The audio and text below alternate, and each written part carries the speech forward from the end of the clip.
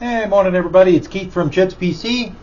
Today I wanted to talk about what I'm seeing in the market as far as PC parts prices.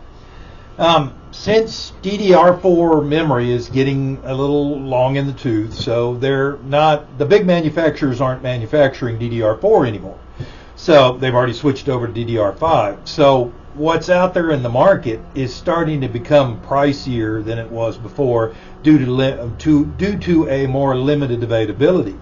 So what you're starting to see now, if you do new parts comparison of AM4 to AM5, it's getting to be where go ahead and build an AM5. It's going to cost you more.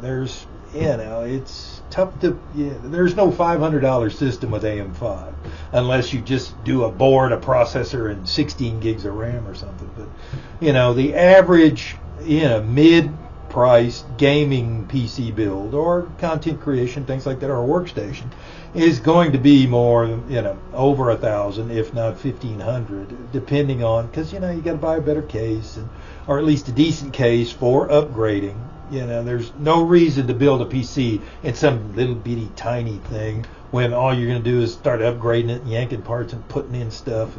It's much easier to build in a mid-tower to a full-size ATX tower if you swap parts regularly than it is to want to get some little origami case that's, come on. But, just my 2 cents on it.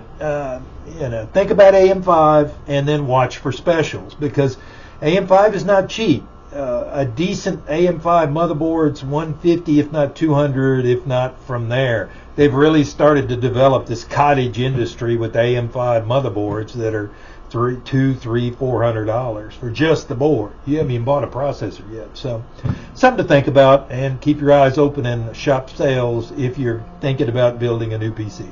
Hope that helps. And like I say, we've got some alternatives. We've got a few refurbished PCs around.